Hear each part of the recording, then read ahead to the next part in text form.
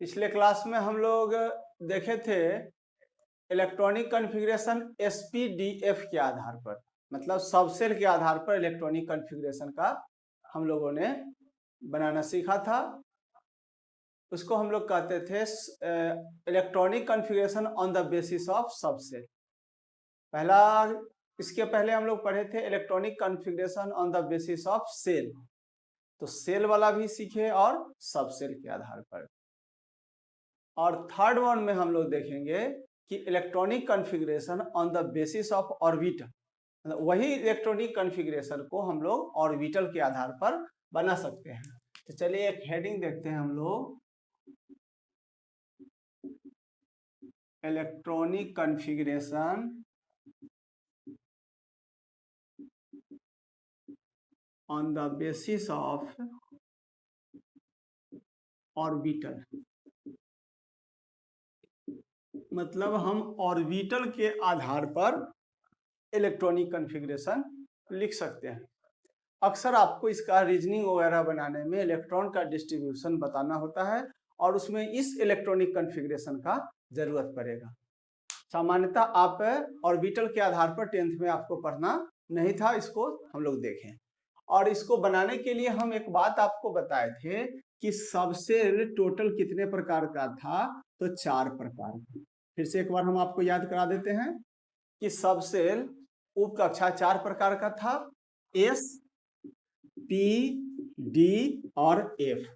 S में electron की संख्या 2, पी में 6, डी में 10, एफ में 14 था।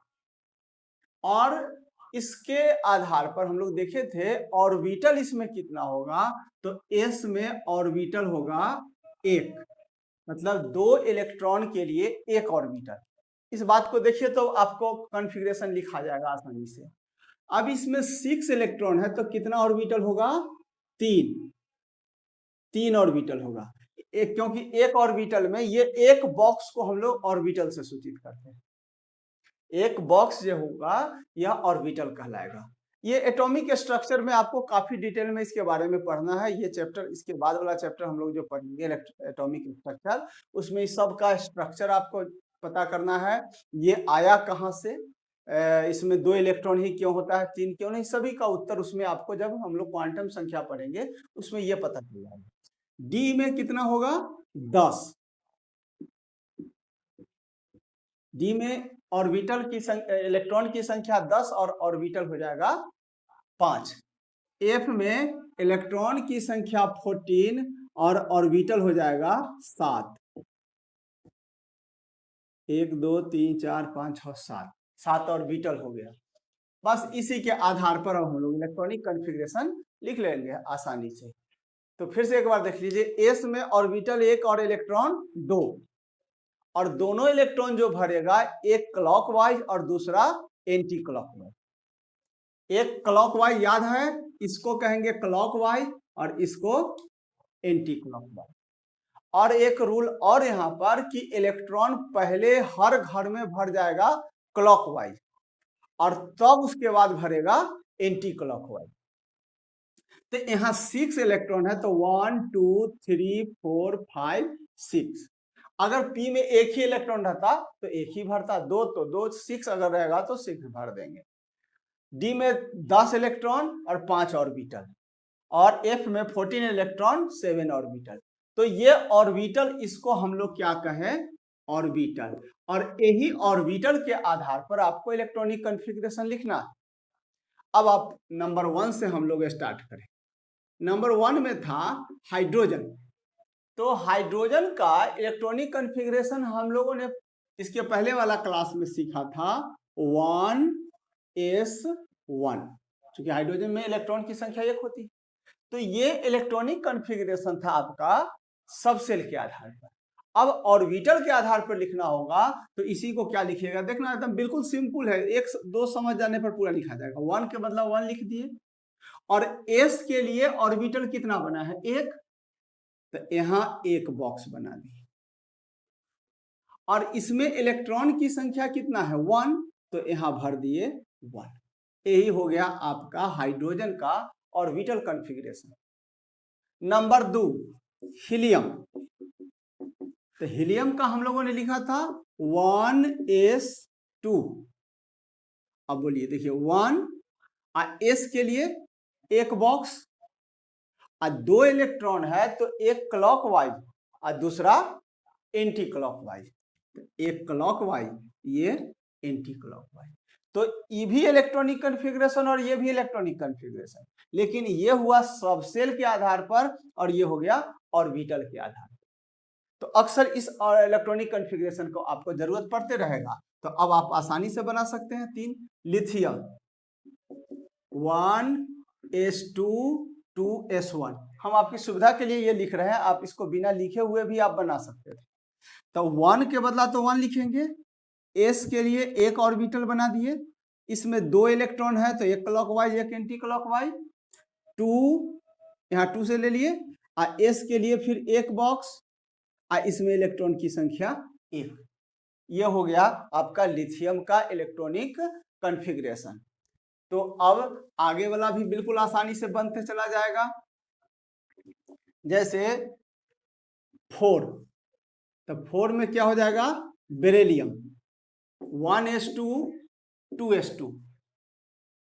अब इसका 1s2 2s2 2 इलेक्ट्रॉन यहां दे दिए, एक क्लॉकवाइज एक anti clockwise. Number 5 boron, electronic configuration इसका 1s2 2s2 2p1। 5 इलेक्ट्रॉन पूरा हो गया।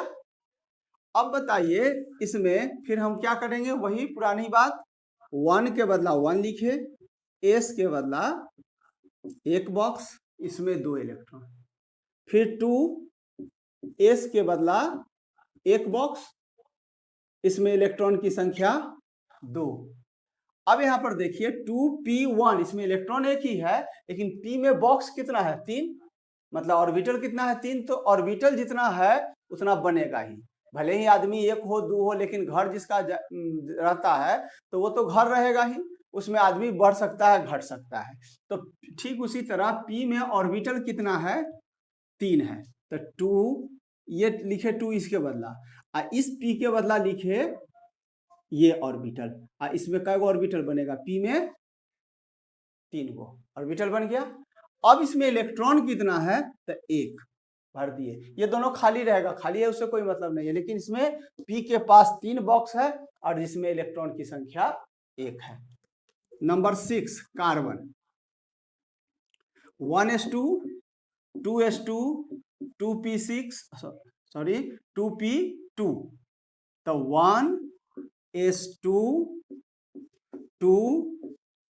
2s2 2 भर दिए, 2 अब p के लिए 3 घर बनाए, मतलब ऑर्बिटल 3 बना दिए, और इसमें इलेक्ट्रॉन की संख्या कितना, 2।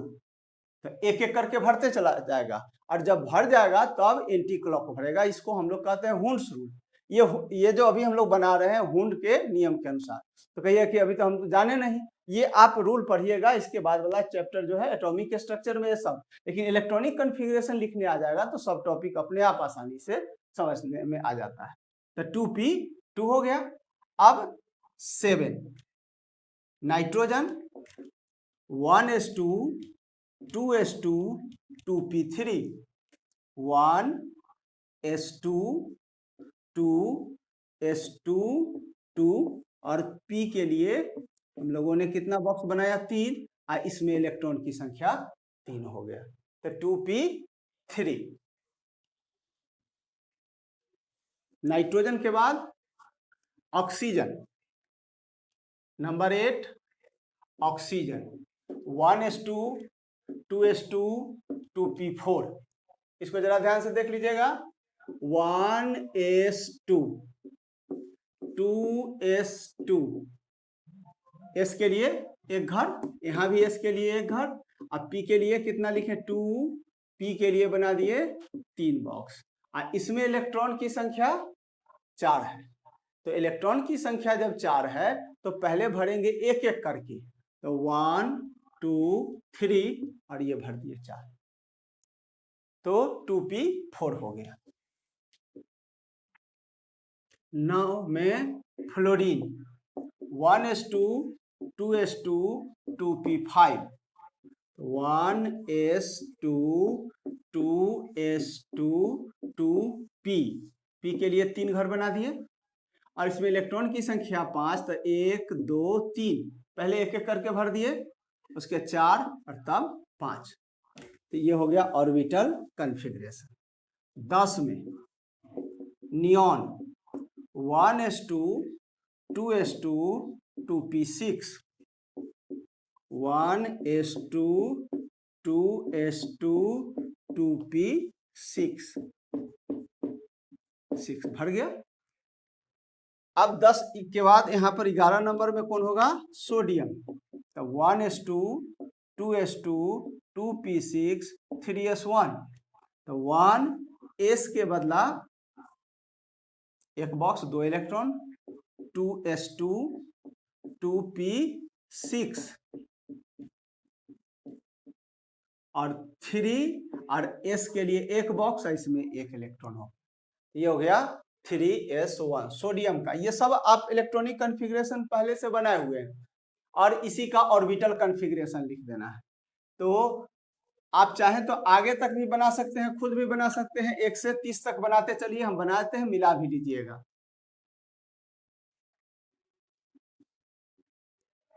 12 में होता है मैग्नीशियम।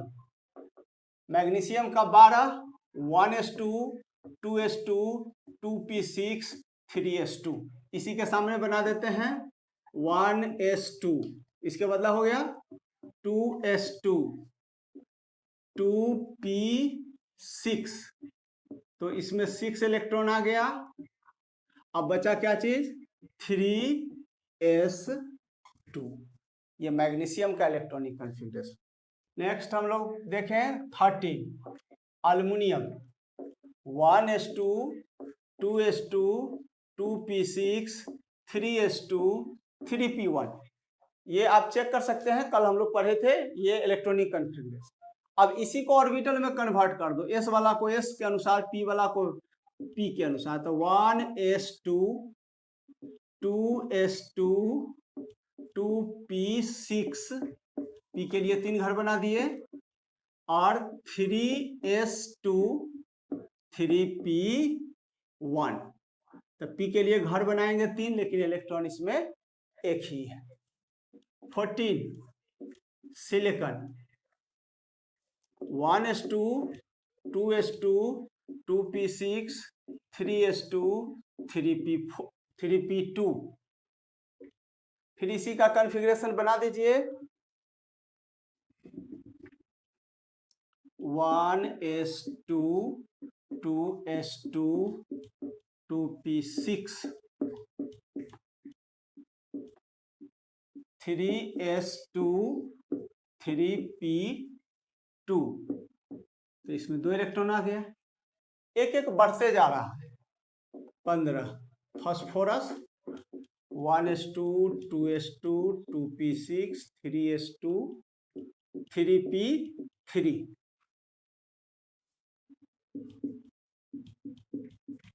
केवल एक आगे की ओर बढ़ते जा रहा है, ध्यान से देखिएगा तो दिखाई पड़ जाएगा कि इसमें केवल एक इलेक्ट्रॉन आगे की ओर बढ़ रहा है।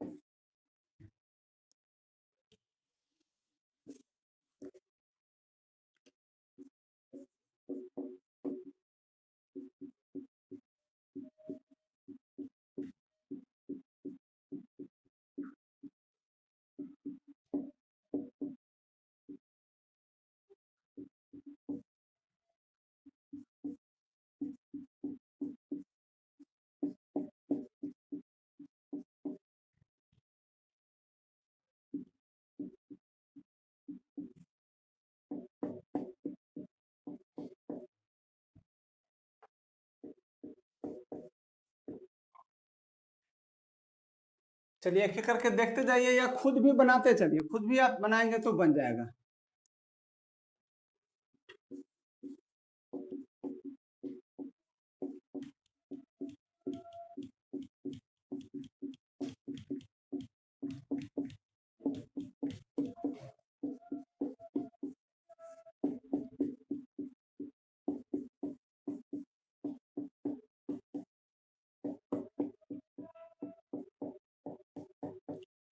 फोर एस टू तक बन गया, 20 तक ये हो गया। अब आपके लिए 21 से 30 तक यानी कि 22 to 30 जो है वह इतना ज्यादा महत्वपूर्ण है कि 11 के बाद आपका 12 का कम से कम 3 चैप्टर आपका यही 21 से 30 तक का 21 to 30 के इलेक्ट्रॉनिक कॉन्फ़िगरेशन पर निर्भर करेगा। इसलिए इसमें एकदम बिल्कुल ध्यान से इसको आपको दिमाग में ही सेटिंग हो जाना चाहिए।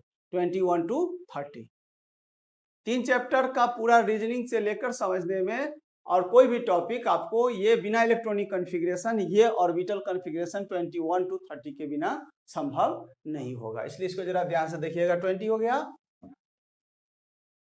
21 में है कौन? स्कैंडियम। एक एक करके इसको बनाना। 21 में है स्कैंडियम। स्कैंडियम का इलेक्ट्रॉनिक कॉन्फ़िगरेशन कल भी हम लोग सीखे थे।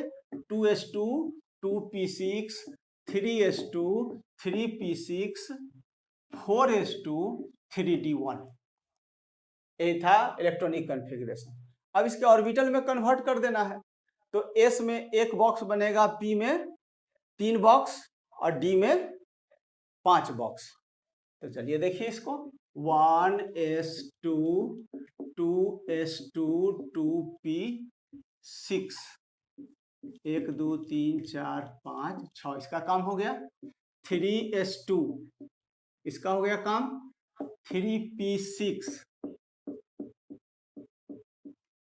4s2 3 और d के लिए बॉक्स कितना बनेगा? 5। इसमें इलेक्ट्रॉन एक रहेगा।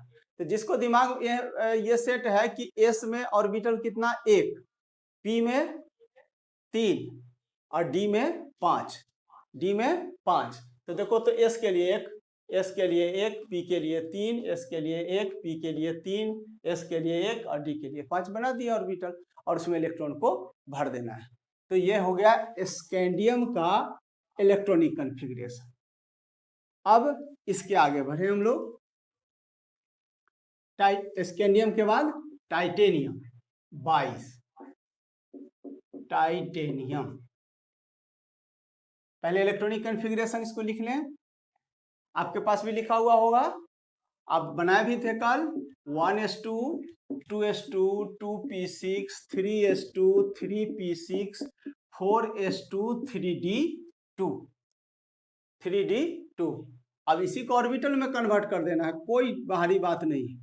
1s2 2s2 2p6 6 इलेक्ट्रॉन हो गया। 3s2 3p, देखिए 3p, तो p के लिए 3 घर बना दिए, और इसमें इलेक्ट्रॉन की संख्या 6। अब कितना है? 4s2, तो 4s2 लिख दिए, और उसके बाद 3, और d के लिए कितना घर बना दें? 5। और इसमें इलेक्ट्रॉन कितना है? 2, तो एक एक करके भरेगा क्लॉकवाइज। 23 वैनेडियम, तो 1s2 2s2 2p6 3s2 3p6 4s2 3d3, यही हो गया वैनेडियम 23 का इलेक्ट्रॉनिक कॉन्फ़िगरेशन। अब इसको ऑर्बिटल में कन्वर्ट कर दो। 1s2 2s2 2p6। ध्यान यही रखना है कि s के बदला एक ऑर्बिटल, p जहां है उसके लिए 3 ऑर्बिटल बना देंगे, d है उस वहां पर 5 बना देंगे। तो 3s2 3p6 4s2 और 3d3, घर तो 5 बनेगा यहाँ, और 3 इलेक्ट्रॉन रखते। 24 क्रोमियम, इसका इलेक्ट्रॉनिक कॉन्फ़िगरेशन थोड़ा सा भिन्न होगा। जरा ध्यान देखिएगा, अक्सर परीक्षा में भी आपसे पूछा जाता है तो क्रोमियम या कॉपर ही पूछे जाएगा, क्योंकि उसमें थोड़ा सा अंतर है। अंतर क्या है? तो वहां पर एक रूल है हुंड्स का नियम, हुंड्स रूल, एटॉमिक स्ट्रक्चर का एक टॉपिक है हुंड का नियम। तो हुंड के नियम के अनुसार इसमें थोड़ा सा परिवर्तन होता है, और उसको हम लोग फिर देखेंगे कि क्यों वह परिवर्तन होता है। पहले बना लेते हैं हम लोग। तो 1s2 2s2 2p6 3s2 3p6, आपके हिसाब से 4s2 3d4 होना चाहिए था, क्योंकि यहाँ d3 है तो एक और बढ़ा तो 3d4 होगा। लेकिन हुंड के नियम के अनुसार एक रूल होता है, अभी आपको समझ में नहीं आएगा, कि उसको कहता है half field and full filled orbital. तो जो हाफ फील्ड होता है ऑर्बिटल और फुल फील्ड, वह सबसे अधिक अस्थायी होता है। तो ये जो 4s है या फुल फील्ड है, और यह 3d जो है सो इनकम्प्लीट है। इसको हाफ फील्ड बनाने के लिए एक इलेक्ट्रॉन ही दे देता है, तो दे दिया तो ई भी हाफ फील्ड हो जाता है और वो भी हाफ फील्ड हो जाता है। तो इसका उत्तर कब मिलेगा? जब हम लोग क्वांटम संख्या पढ़ेंगे, तब आपको दिमाग में ये सेट हो सकता है कि हाफ फील्ड क्यों हुआ, फुल फील्ड क्यों हुआ, और उसमें ऑर्बिटल का से इलेक्ट्रॉन का ट्रांसफर क्यों हुआ। अभी थोड़ा सा हम आपको यही बताना चाहेंगे कि 4s अपना एक इलेक्ट्रॉन दे देता है, किसको? 3d को। तो 4s1 हो गया, 3d5 हो गया। फिर से देखो यहाँ पर 4s2 3d4 होना चाहिए था, लेकिन यहाँ 4s अपना एक इलेक्ट्रॉन दे देगा इसको, यहाँ 5 हो जाएगा, और यहाँ कितना हो जाएगा? 1 हो जाएगा। तो यहाँ पर हो जाता है 4s1 और 3d5। अब आपके मन में फिर प्रश्न उठा रहा होगा क्यों? इस क्यों का उत्तर हम लोग क्वांटम संख्या में प्राप्त करेंगे, याद रखना। इसका उत्तर स्वतः अपने आप मिल जाएगा, जब हुंड का नियम पढ़ेंगे एटॉमिक स्ट्रक्चर में, वहां पर इसका उत्तर मिल जाता है। तो अब इसका इलेक्ट्रॉनिक कॉन्फ़िगरेशन के बाद ऑर्बिटल बना लो। तो 1s2 2s2 2p6 3s2 3p6 4s1 4s1 और 3 और डी में यहाँ पर कितना होगा? 5 घर है, और पांचों में एक एक इलेक्ट्रॉन, 3d5। ये काफी इंपॉर्टेंट, अक्सर परीक्षा में पूछा जाता है, तो ज्यादातर यही 24 पूछा जाता है, और नहीं तो 29 का कॉपर, उसमें भी थोड़ा सा परिवर्तन है। तो 24 समझ में आ गया होगा। अब आगे बढ़ते हैं 25 manganese 1s2 2s2 2p6 3s2 3p6 4s2 3d5 1s2 2s2 2p6 3s2 3p6 4s2 3d5 1 2 3 4 5 26 लोहा 1s2 2s2 2p6 3s2 3p6 4s2 3d6। अपने भी आप इसको बनाकर चेक कीजिए, हम यहाँ बना रहे हैं, अपने आप बनाइए। 21 से लेकर 30 तक है, 26 27 28 29 30 का बनाइए और मिला लीजिए। 1 यहाँ से लिखें 1s2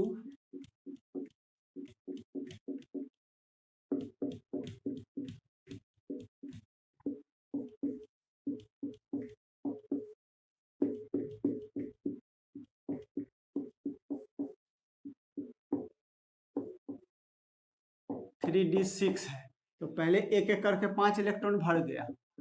अब छठा इलेक्ट्रॉन जो है यहाँ है, पहला घर में छठा इलेक्ट्रॉन आया, क्योंकि एक एक करके तो भर गया था। 27 कोबाल्ट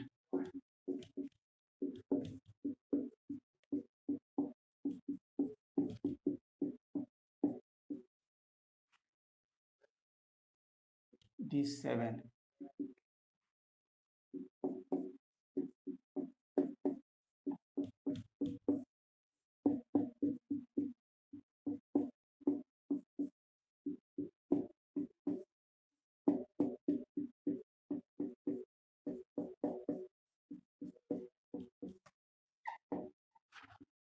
4s2 के बाद 3d7, तो इसके लिए 5 घर बना, एक एक करके भर गया 5 इलेक्ट्रॉन, 6 और 7 यहाँ पर आ गया। 28 निकेल,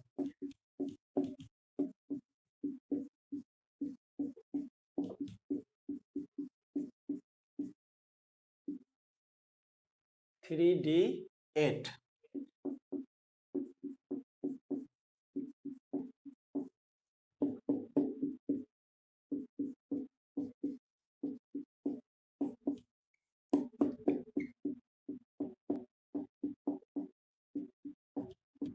D8 8। अब 29 फिर जरा ध्यान से देखना, इसमें भी थोड़ा परिवर्तन वही जो हम लोग बोले थे हुंड के नियम के अनुसार हाफ फील्ड और फुल फील्ड ऑर्बिटल, तो इसमें भी फुल फील्ड हो जाता है, इसलिए कॉपर 29 में है, इसका 1s2 2s2 2p6 3s2 3p6 4s2 3d9 होना चाहिए था, 8 के बाद 9, लेकिन 4s अपना एक इलेक्ट्रॉन दे देता है किसको, d को, और e 10 इलेक्ट्रॉन, यहाँ फुल फील्ड हो जाता है। 1s2 2s2 2p6 3s2 3p6 4s2 और 3d, तो 4s1 हो गया, यहाँ एक है तो, और यहाँ पर बॉक्स 5 है, इसमें इलेक्ट्रॉन 10, 3d10 हो गया।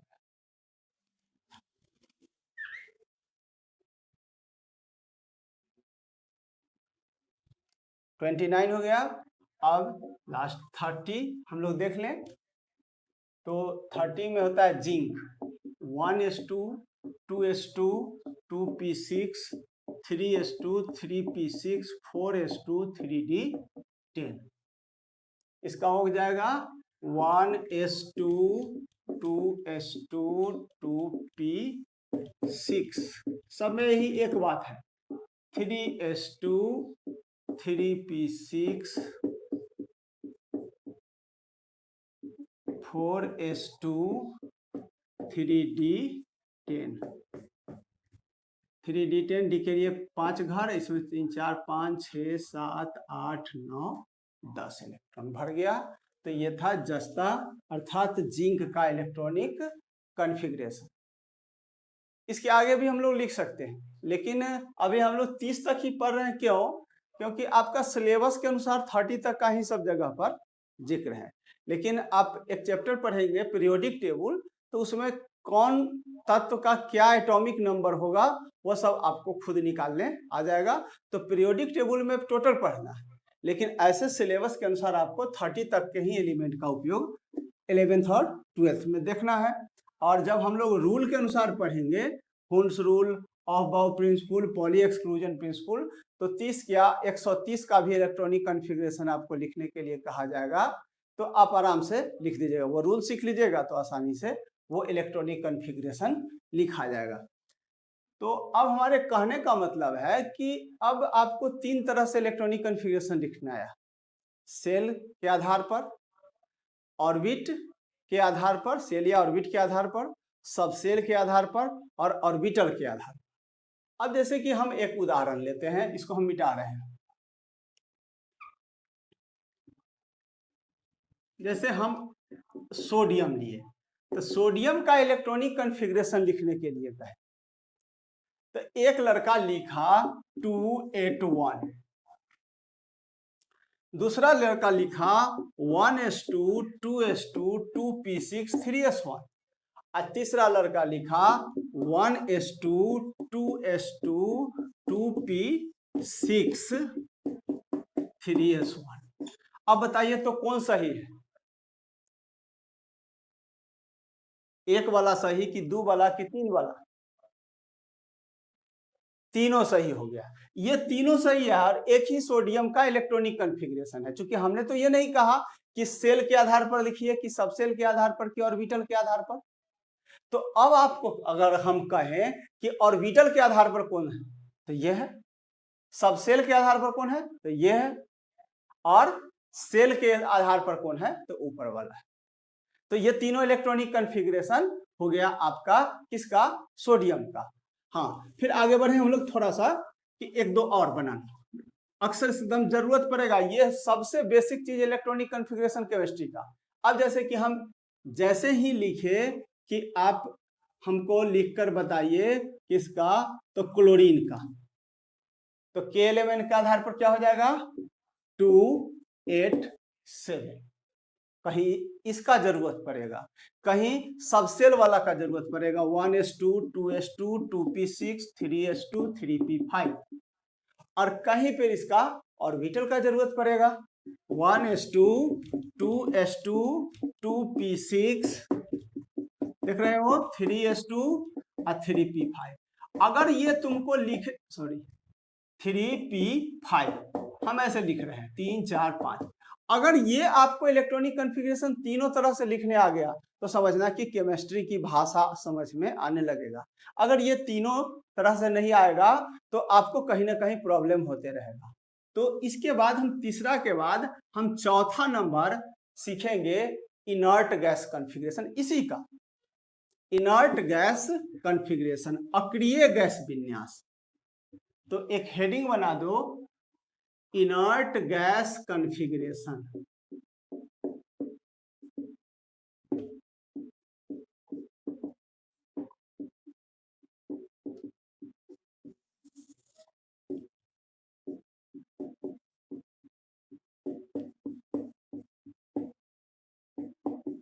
अक्रिय गैस विन्यास। अब अभी तक जो हम लोग सीखे थे उसमें बड़ा लंबा लंबा इलेक्ट्रॉनिक कॉन्फ़िगरेशन लिखे हैं। जैसे कि अगर हम कह दिए कि 19 पोटेशियम का, तो आपका थोड़ा सा उबने लगे होंगे कि इतना बड़ा electronic configuration 1s2 2s2 2p6 3s2 3p6 4s1, बड़ा टेंशन हो गया, इतना बड़ा लिखा जाएगा। तो इनर्ट गैस कॉन्फ़िगरेशन क्या है कि उसी का इनर्ट गैस के साथ लिखा जाता है। तो इनर्ट गैस कॉन्फ़िगरेशन किसको कहेंगे कि एक गैस होता है, पीरियोडिक टेबल में 10th में जरूर पढ़ा होगा, helium, neon, argon, krypton, xenon और radon. Helium, neon, argon, krypton, xenon और रेडॉन, ये इनर्ट गैस होता है। और इस इनर्ट गैस का काम क्या होता है कि यह न किसी को इलेक्ट्रॉन देता है न इलेक्ट्रॉन लेता है, मतलब ये अक्रिय होता है। और इसके बाद जो इलेक्ट्रॉन भरता है वही इलेक्ट्रॉन का आदान प्रदान होता है। तो इसको लेकर अगर इलेक्ट्रॉनिक कॉन्फ़िगरेशन लिखा जाए तो उसको इनर्ट गैस कॉन्फ़िगरेशन कहते हैं। तो इसमें होता क्या है कि जैसे देखिए इसका 2 10 18 36 54 और 86 86 54 2 10 18 36 54 और 86 है, ये एटॉमिक नंबर है। तो इसके बाद वाला जो आएगा जो भी तत्व, तो उसके पहले का ही नंबर लिख दीजिए। जैसे हम एक उदाहरण देते हैं और तब आपको समझना आसान हो जाएगा कि जैसे आपके पास हम सिक्का दे दिए 101 रुपया, 101 रुपया का सिक्का दिए, एक एक रुपया का।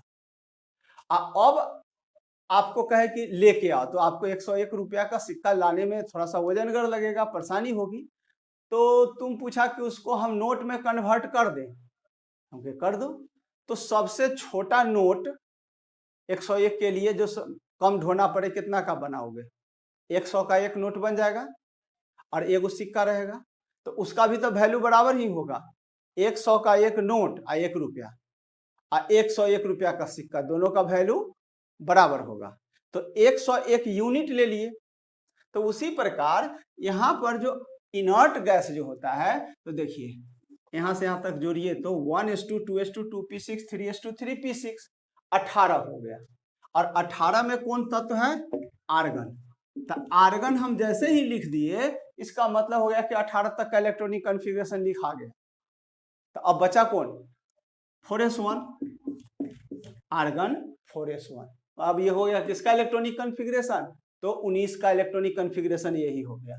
अगर हम कहें 20 का, तो आर्गन 4s2 हो गया, यह इलेक्ट्रॉनिक कॉन्फ़िगरेशन हो गया। तो इसको हम लोग कहेंगे इनर्ट गैस कॉन्फ़िगरेशन। अगर जैसे हम सोडियम का कहें, तो सोडियम 11 नंबर है, तो इसके पहले अक्रिय गैस कौन होता है? नियॉन। तो नियॉन लिख दिए, मतलब 10 हो गया, और उसके बाद क्या लिख दिए? 3s1।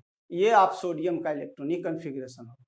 तो हम लोग अगले क्लास में इसका इलेक्ट्रॉनिक कन्फिग्रेशन लिखना सीखेंगे, लेकिन हम आपसे फिर कहेंगे कि KLMN, SPDF और ऑर्बिटल, ये आप बिना देखे हुए 2-3 बार प्रैक्टिस करना। ये दिमाग में अगर आ गया तो समझो कि केमिस्ट्री पढ़ना बिल्कुल आसान हो। अगर ये दिमाग में नहीं आएगा तो जगह जगह पर आपको परेशानी होगी। तो इलेक्ट्रॉनिक कन्फिग्रेशन देख लीजिएगा। नेक्स्ट डे हम लोग पढ़ेंगे इनर्ट गैस कन्फिग्रेशन और इनर्ट गैस ऑर्बिटल कन्फिग्रेशन, दोनों एक ही चीज है, उसको हम लोग सीख लेंगे। लेकिन ऑर्बिटल कन्फिग्रेशन आपके लिए काफी महत्वपूर्ण है। जैसे इसके आधार पर, ऑर्बिटल कन्फिग्रेशन के आधार पर काहे हम कह रहे हैं, इसको आपको थोड़ा सा हम इसका हिंट्स बताना चाहते हैं कि जैसे हम लोहा ले लिए, तो लोहा 1s2 2s2 2p6 3s2 3p6 4s2 3d6 लिखे थे। इसका ऑर्बिटल कन्फिग्रेशन लिखे 1s2 2s2 2p6 3s2 3s2 3p6 3p6 4s2 और 3d6। देखिएगा जरा ध्यान से यहाँ पर 3d6। अब इसका काफी महत्व है हमारे केमिस्ट्री में कि अब इसको देख के आप कह सकते हैं कि आप पहले से जानते हैं कि लोहा चुंबक से तो आकर्षित हो जाता है। तो ये अगर आपको निकालने आ गया तो आप बता सकते हैं कि कोई तत्व मैग्नेटिक होगा कि नहीं, मतलब बिना देखे हुए आप बता सकते हैं। ये अगर बनाने आ गया तो उसके आधार पर बता दीजिएगा कि कौन चुंबकीय होगा और कौन सा तत्व कलर्ड होगा कि कलरलेस होगा, माने उसमें रंगीन होगा कि रंगहीन होगा, वो भी आप बता सकते हैं। इससे चुंबक से आकर्षित होगा कि नहीं, वो भी बता सकते हैं। तो बहुत सारा प्रॉपर्टी जो है इसके आधार पर अपने आप बताने आ जाता है, और इसीलिए हम कहते हैं कि इसको बार बार आप प्रैक्टिस कर लीजिएगा। तो ठीक है, नेक्स्ट डे हम लोग पढ़ेंगे इनर्ट गैस कन्फिग्रेशन, और इसको तीनों को एक जगह पर आप जरूर बनाना। आपका काम क्या है देख लेना। जैसे हम एक उदाहरण बताते हैं, हम लिखे मैग्नीशियम 12, तुमको बनाना है 1 से 30 तक अपने कॉपी पर, अभी लिखा भी होगा उससे मतलब नहीं, अलग से लिखना। मैग्नीशियम का A 282, B 1s2 2s2 2p6 3s2, ठीक है। और C 1s2 2s2 2p6 3s2, ये मैग्नीशियम का हो गया। उसी तरह आपको 13 में अल्युमिनियम का लिखना है, 14 में सिलिकॉन का लिखना है। सब का 3-3 तरह से लिखना, लिख के भेज देना, हम देख लेंगे। वो लगेगा थोड़ा सा अभी और की इतना लिखने की क्या जरूरत है, आपको इसका महत्तम प्रैक्टिस होना चाहिए ताकि आपका बेस मजबूत हो जाए। क्योंकि हम लोग अभी पढ़ रहे हैं बिल्कुल बेसिक, ये सिलेबस दिया है फर्स्ट चैप्टर जो है सम बेसिक कंसेप्ट। तो बेसिक कंसेप्ट में आपको 9, 10, 11, 12 सबका बेसिक पढ़ने वाला आ जाना चाहिए। तो ये चैप्टर सही तो आपका 2 साल बिल्कुल इजी रहेगा। ये चैप्टर अगर गड़बड़ रहेगा तो समझ जाना कि टेंशन ही टेंशन।